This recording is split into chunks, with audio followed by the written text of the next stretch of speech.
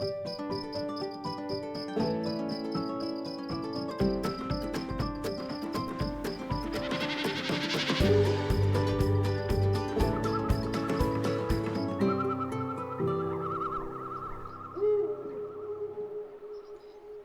to the Wandering Ecologist podcast with me, Penny Green.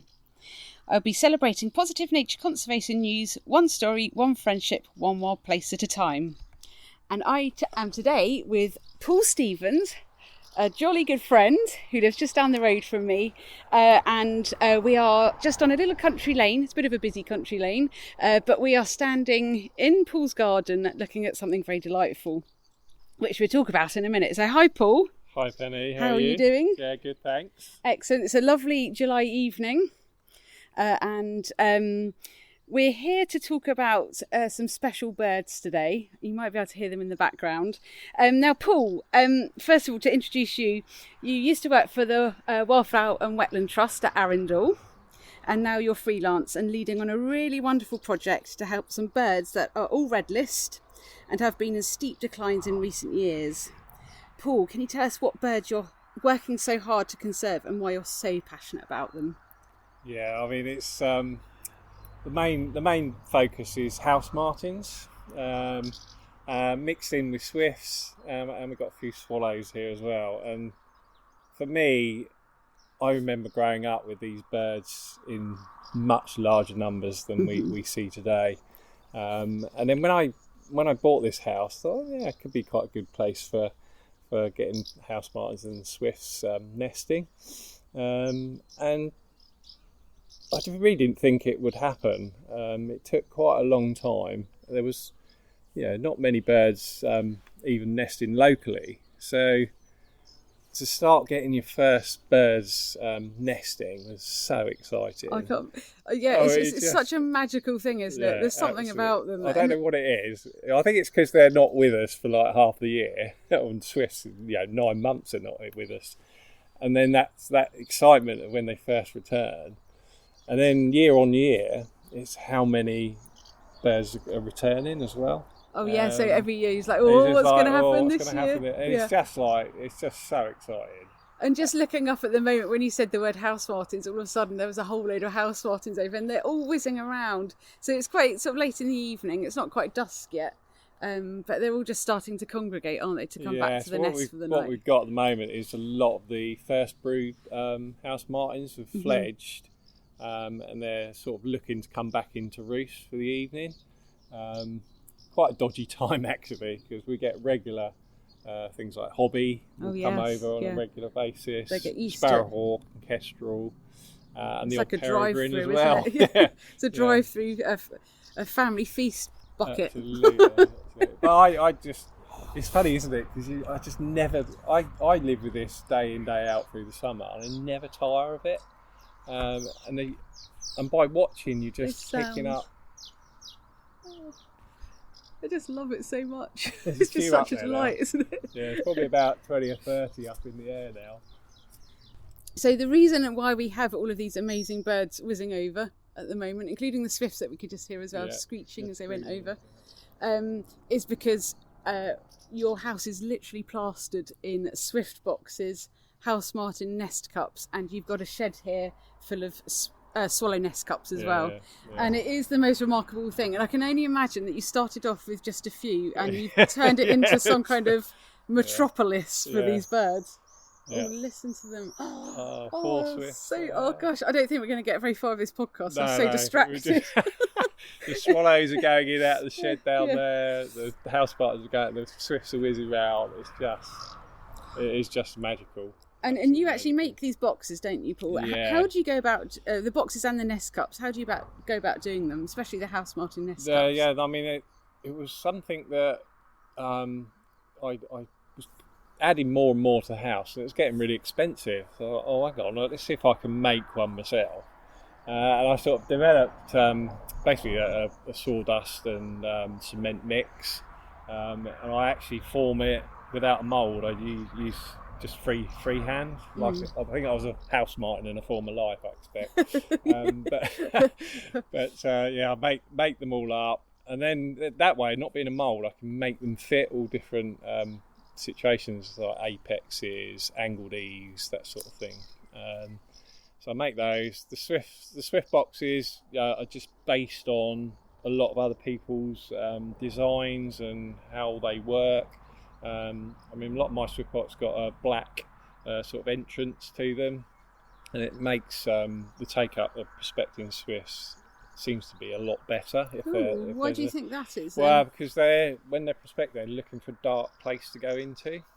So by creating a larger looking black area, they sort of target that and then end up hanging on it or going in, hopefully, eventually. Yes, well, which they have been, yeah. Yeah, so it's 7 pairs of Swifts breeding this year. 14 chicks, hopefully. I've had 2 fledge a couple of days ago. Oh, that's amazing. So there's 12 more to fledge, and there's around about 15 pairs of house martins this year. You look quite happy about that, Paul. So how's it built up over the years? When did your first boxes go up? So, when was that? That was 5 Swifts ago. Yeah, we're not going to get far with this book. It's going to be a long one, isn't it? So it was, when did we move in here? So that's 2010. So I started putting out boxes 15 years ago. Okay. It's gradually ramped up. Swifts took a long time. It took 8 years to get the first pair of Swifts to nest. I'd get screaming parties whizzing around, attracted by the caller that I use on properties nowadays. So it's a little speaker that you put in the box? Either in the box or right next to the entrance, and that helps prospecting Swifts to find the box, really. So basically, that kind of screaming, I guess, is their contact call? Yeah, so basically the screaming within the nest site is a pair defending the nest site from youngsters that haven't got a nest site yet. So they're colonial birds, they're attracted to the screaming pair, and eventually they'll land on the hole, look in, there's no one in there, and then fly off. Then they keep going. I mean, it's my most frustrating things to watch is prospecting Swifts, because they'll go up, fly around, land on the entrance, come away again, and they'll do that for a couple of hours in the morning. And eventually, the relief is when they go in. I always remember my first pair going in, and me and my daughter sat below the nest watching it for 2.5 hours. Wow. Waiting for the Swift to come out. Oh gosh, so that's a really good sign. So it landed and stayed in there for 2.5 hours. And that would have been the first time that Swift had landed for probably 2-3 years. Which is an amazing fact, isn't it? So once a young Swift leaves a box, that's the last time it will have sat down for a long time. So they migrate down to Africa. Yeah. And then where do they go the following year? Do they come back here in their first year? So there's like this, we call 3 phases, 3 waves of birds. So we get the breeding birds arrive sort of end of April into May, and then we get the 2 to 3 year old birds that haven't bred yet arriving sort of the end of May into June, and then last year's young will arrive in July. And that's usually why you see so many Swifts in July. Oh, and they're all congregating, screaming around different colonies, and those young birds will. And there's another 4. And then they'll just go around different colonies and join in with the melee of breeding and non-breeding birds. So it's them getting used to being around others again and kind of prospecting for the following year. And so that's amazing. So they can be like 2 or 3 years without ever landing. So they are I love the fact that if there's a storm, over southern England somewhere, they can just whiz across to Paris, hang out there for a while, and then whiz back again, let the bad weather pass. It's no problem for a Swift to fly, and when they're feeding young, they'll fly to where the insects are. And if it's poor weather around the nest site, then they'll go to where it's good to feed. Which has got to work in their favour, because that was a good flyby. Because I was going to come on to talk about this, but we can talk about it now. Is about their declines. So all of these birds, swallows, swifts, house martins, will be having the same kind of problems, won't they? Things like insect declines, and problems on migration, that kind of thing. So if swifts can they can afford to fly a long way to pick up their prey. That works in their favour at this time, doesn't it? Because swallows and house martins need three things. They need mud for building the nests. They need the insects fairly close to that nest site, and obviously somewhere a nice good deep eaves to actually stick their mud nest, and something that they can stick it to. Not UPVC is one of the a bit slippery for that kind of thing. Awful things that have been put on houses that they just can't stick mud to that. So a lot of nests do fall off. And that we think is part of the problem with nests falling off. Obviously, you're not getting the amount of chicks fledged each year. So the insects have to be close because swallows and house martins go backwards and forwards. They get a beak full of insects and then go back to the nest, feed the young, off again. So sort of 2-3 minutes, sometimes a bit longer. So they need that good invertebrate assemblage close by. With swifts, they gather a big bolus in their throat of probably 500,000 insects. So it's like a kind of sort of food ball. Food ball. And they'll come back to the nest. When the chicks are young, they'll break that ball down or feed a smaller ball. But now the chicks are like almost fully grown and ready to fledge.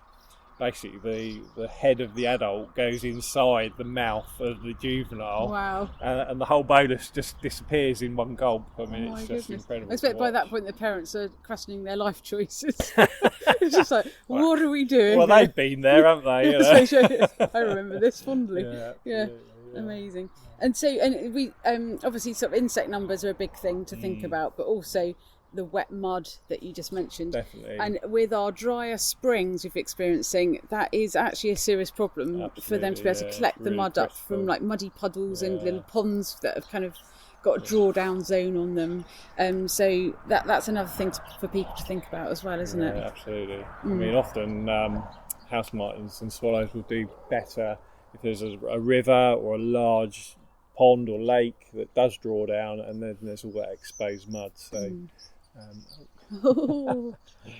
gosh, they're so lovely. And so are they affected on migration? So we talked about them. They are summer migrants. They come here to breed spring and summer, and then they head off sort of late summer, early autumn, don't they? The swifts do. And then the house martins and swallows are heading off September October time, aren't they? So where are they going on their migration? So basically they all head down into Africa, various parts of Africa, and they basically follow the rains in Africa, because after the rains you get these big termite hatches. Oh wow, yeah. And that's just a bonanza for all those. I can imagine. Birds. And don't forget they're mixing with a whole range of African, Asian species of hirundine and swifts as well. So they're not just our UK birds. They're mixing with all the. And I'd love to be one of those birds and just see what they see in Africa. So amazing. I mean, it must be phenomenal. Even sort of down on the continent, if you head down to sort of France, Spain, Italy, you can still see huge numbers of hirundines. So when we say hirundines, we mean sort of swallows and house martins and sand martins and the swifts. It's amazing the abundance of them there, and how we don't seem to get so many here, especially in more recent years. Yeah, but I think this, especially this spring and summer, has been so warm, and we're all, if you're in tune with ecology and the nature, then you know there's a lot more insects around here. Oh yeah, it feels really insecty this year, doesn't it? I think that's why they're doing. The swifts have done really well. The martins seem to be producing a lot of young, and the swallows as well. They're on second broods now as well. So it's good to have years like this. It really just boosts their numbers, doesn't it? They have more successful nests, more young fledging from the nest, and hopefully those young have got full bellies. They're like fattened up and ready for migration. And they're more likely to be able to return next year. So hopefully years like this, even though it's obviously been very dry and maybe not so good for other species, it can really boost some species. Especially the summer migrant insect species, insect-eating species, been brilliant. So do they generally do okay on migration, or are they having problems at Again, any point? climate change is causing more extreme weather patterns and events, and that can have a absolutely catastrophic effect. And if martins or even swifts hit a really big storm, that could potentially push them out of the sky and onto the ground, and there are reports especially in Europe, southern Europe, of birds just falling out of the sky, just being forced down, and then they're vulnerable to predation. So they're not used to being on the ground, and it's very difficult for even swifts can't take off again, can they? Very easily. A fit swift will get off, okay. But usually if it's on the ground, it's for either it's either not just fledged or fledged a bit early. Yeah. Some I have seen swifts trying to go into nest sites where there are house sparrows, and there's been a fight. Oh, really? And they plummet almost to the ground. Gosh, okay. And I had one year swift almost fell to the ground with this sparrow, and it managed to take off and went straight across the road at about 2 or 3 foot, and I was just like, luckily nothing came past. Can't watch. Oh my goodness. But yeah, no, weather patterns are definitely an issue. And that whole changing climate, we had very wet, cold spring last year, and then complete opposite this year. So that's quite hard for birds to adapt to. Yeah, it's so extreme, isn't it? It really is. Really interesting. So obviously we're talking about these birds. It'd be fantastic if you could describe to the listeners, because this is one thing that people do struggle with, because they're very similar looking, aren't they? They're fast moving, sort of black and white birds, similar kind of shape. Can you describe how swallows, swifts and house martins look different, and what people can look out for, little handy hints to tell them apart? I think that start with the swifts, because they're our shortest staying species. May to the end of July, beginning of August. They're probably the largest looking. They've got these lovely long side wings, and they're very stiff winged. They'll beat the wings stiffly, and all intents and purposes against the sky they look quite black. They are actually quite brownish, with a pale white throat patch, but that's really hard to see if they're just zooming around. And what else? The other thing you're looking for is these screaming groups. A screaming group whizzing down low across your house or around your streets is going to be a swift. None of the others do that. And they're really, like racers, aren't they? Like racer drivers. They're always past. Swift by nature. Really are. It's such a stunning thing. And then the house martin will sort of occupy the same sort of airspace, so the higher airspace that the swifts feed in. And I call them the little orcas of the sky, because they're these lovely black and white. They are, aren't they? And they're hoovering up all those insects. It's just fantastic. And if you get a bit of if they turn their back to you, they've got a white rump which really stands out as well. So that's a good ID feature for house martins. And their flight's much more erratic and flicky. They've got flicky wings. No obvious forked tail. They have got slightly forked tail, but not that obvious. Whereas we go on to the swallow, slightly larger bird.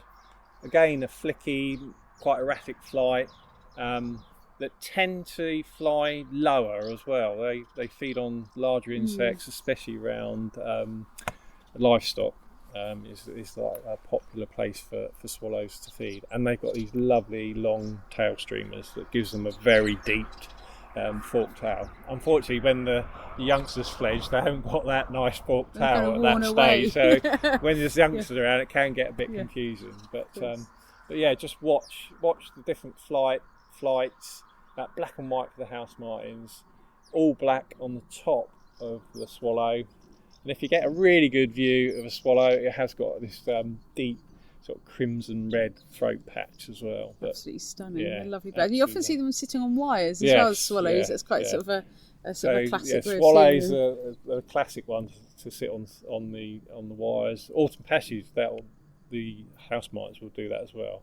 But you'll never see a swift perched on a wire. No, because they don't sit down for 2 or 3 years until they're back in the nest box. We've learnt that. And I know we shouldn't have favourites, but every time I come to your house and look on the side of your house in the nest boxes, just seeing those lovely house martin chicks looking out, I think they're my favourite. Come in, though. Oh, yes. Come in. Oh, yes. That's interesting, because that's gone in the box where the 2 chicks have fledged. Oh. So the adults will roost sort of about a week, might possibly even stretch it to the end of July, and before they then go So they're kind of probably just recovering, just Yeah, like, oh yeah. my goodness, the teenagers have you can see left. them. They don't come out early, and they're probably going now and have a good sleep. I'm always amazed at sort of the accuracy of these birds, especially the swifts, because they're such fast flyers, of how they can come into these nest holes, which are relatively small, and just go straight in them. Yeah. You know, there's no hesitation, no slowing down. Just like, wow, and you what's need a crash mat. is when it's really windy, it doesn't seem to affect them at all. I mean, they are masters of the sky, you know, there's no doubt about it. And they'll just, like you say, they'll just disappear into that hole.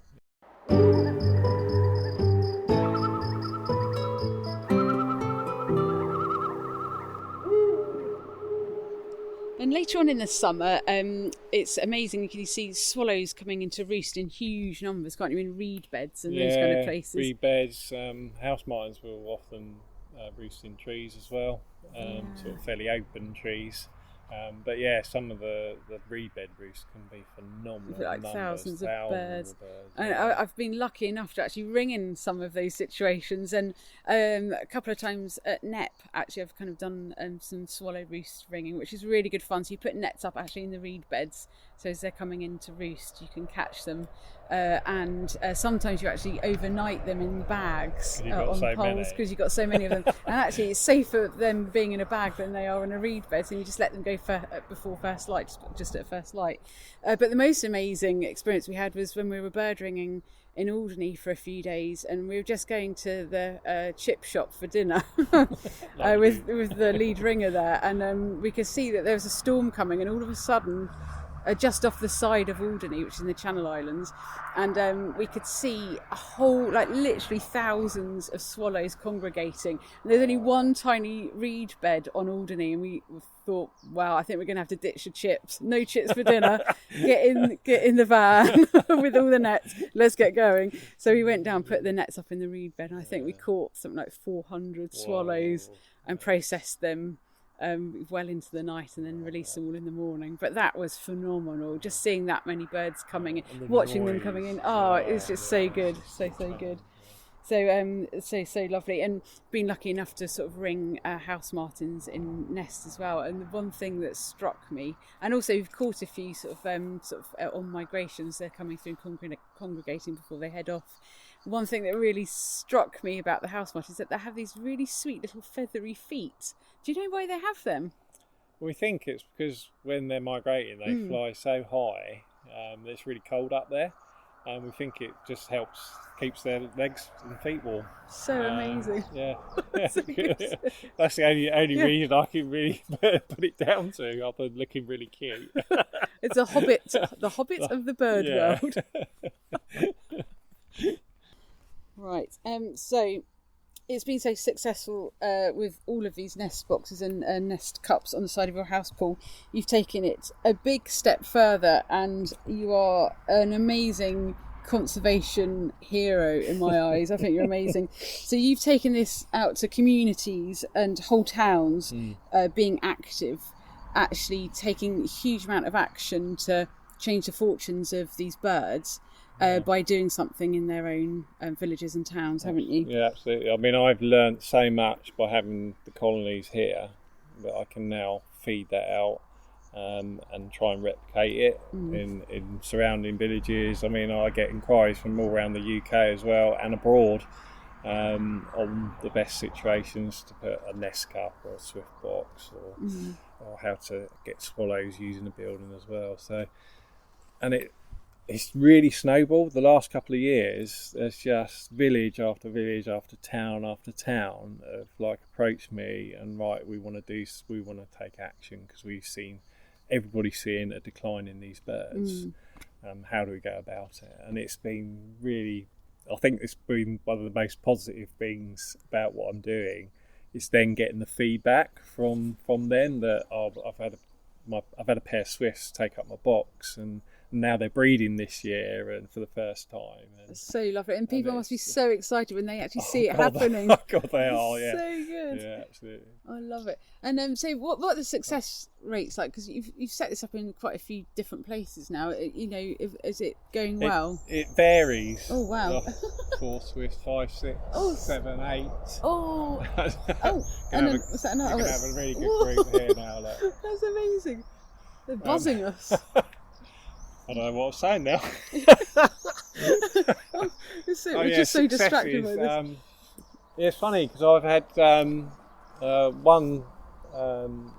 one village, Climping, down on the south coast, and I put up boxes for swifts last year.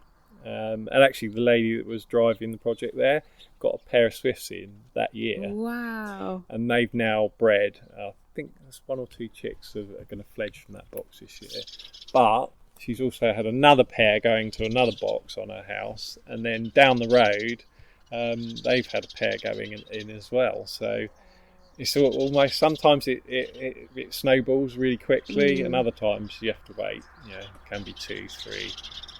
I waited 8 years to get a pair of swifts in. So you have to persevere. It's about perseverance, and it is a long game thing. Although, a decade is not that long. It gets a lot quicker, doesn't it? There's lots of other stuff happening, isn't there? So, but you just stick with it. And a lot of these projects, I say to them that don't expect anything to happen. If you get stuff in 3 years, that's really good. But if you're waiting sort of 5, 10 years, that's when you start seeing the evidence of what you've done, and the numbers in the sky reflect what you've done. Because in my house, there was nothing around my house when I moved in here. That's 15 years ago. Now it's what you can see and hear. It's just alive. It's amazing. And hopefully it's causing them to breed successfully, because you're backing onto meadows here, aren't you, with cattle, so there's lots of food for them, isn't there? And you've been out to our house, Sideshow Dave, and my house, and you've put some swift boxes up, and we've got some house martin cups, and I just cannot wait. And every day I go out and I'm like, they hear that? Yeah, are they here yet? So we've got the swift cooler playing at the moment, and I think we're going to put the house martin cooler on soon. As long as the bears keep coming back, it will happen. Yeah, they'll take it up eventually. So it's just very excited. So it's almost the longer you wait, the more excited you are when it actually happens. Christmas. It's so lovely. So what can people do at home to help our swifts and swallows and house martins? Can they contact you to get some nest boxes and nest cups? And how can they, help insect numbers and think about wet mud and that kind of thing? Yeah, so the first thing is to look at the property and gauge its suitability, because not every house is suitable for swifts or house martins or swallows. There's lots of, oh my word, look at all There's that lot. So many overhead. It's just obviously bedtime soon, isn't it? It must be. So it's gauging, because anybody can buy a house martin nest cup or a swift box online. They all vary in quality and design. Some designs are not very good. The quality of the boxes you may have the boxes up, and in 3 years the box has fallen apart, and you may have attracted a pair of swifts. It's even worse, but you may not have even got a pair of swifts in there, and the box is disintegrated. So that's quite key, is getting the right box put in the right place. With swallows and house martins, obviously the mud factor, even if you've got an artificial nest cut, they still need mud. Mine decorate all the edges, they'll seal up any gaps at the top, so they need mud. And I get asked a lot, well, you can provide all these artificial house martin nests, but they're going to forget how to build one. But I've put up, in a couple of projects, I put up house martin nest cups, and they've used them, but they've also had house martins actually make a mud nest stuck to the side of the artificial one, so it provides cool. a good fixing point as well. So, and it maybe just gives them the idea that it's cool to nest there, like lures them in. So the mud side of it, I mean, if you're lucky to go out of the garden with a pond, you can sort of keep an edge muddy and open. If not, I've got actually a builder's mixing tray on my flat roof, which I keep wet yeah. mud I've up just on spotted there, it, and yeah. the swallows especially like that, and they'll use that to decorate the artificial cups in the shed. So That's a great idea. And just standing here, And this then- looks very much like my garden. Well, With yeah. No Mo May's gone a bit further on into July. Yeah, was it, And just let it having, grow June, July, and August, I think.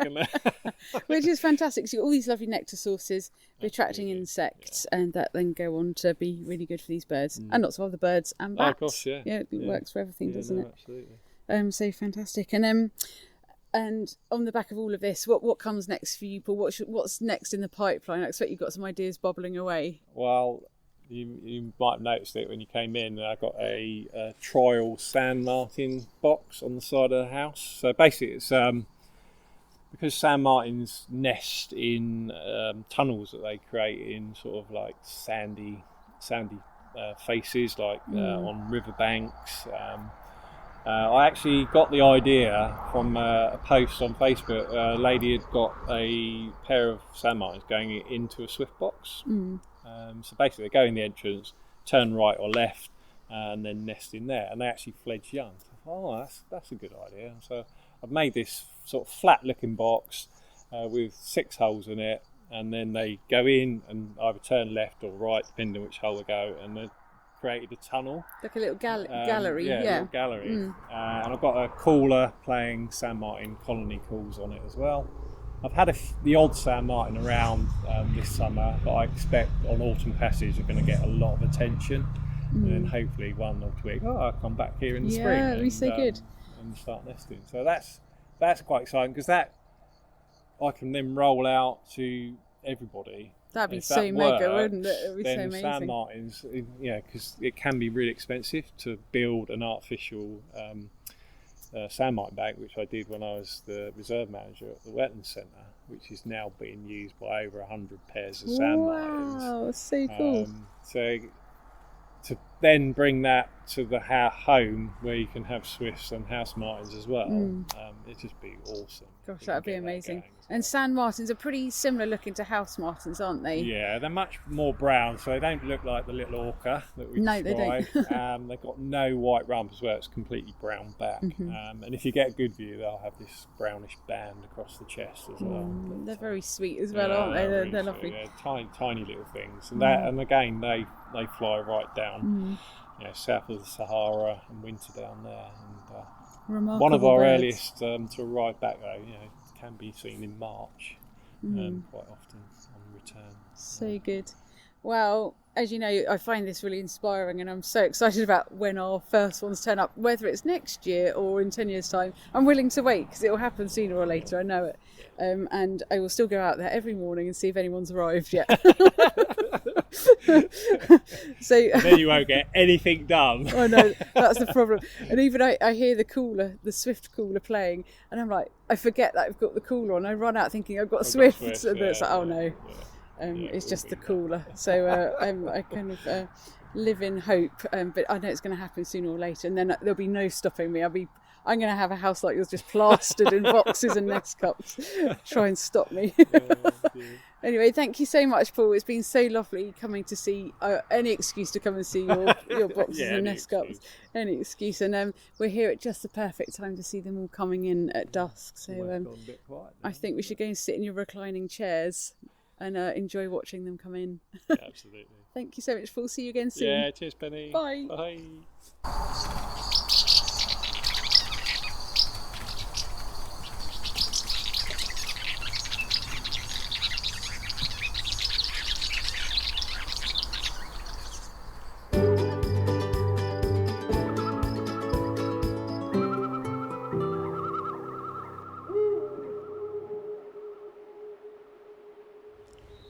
I really hope you enjoyed this episode. I've loved re-listening to this during the edit, and it's got me really excited for the spring.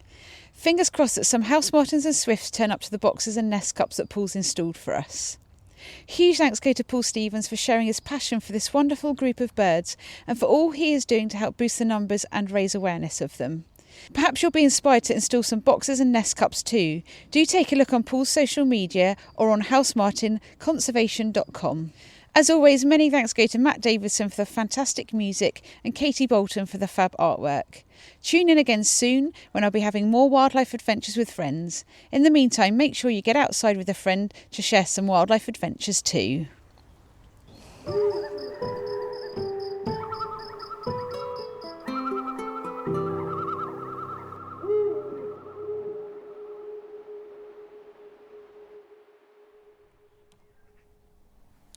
Thanks to Leica for sponsoring the Wandering Ecologist podcast.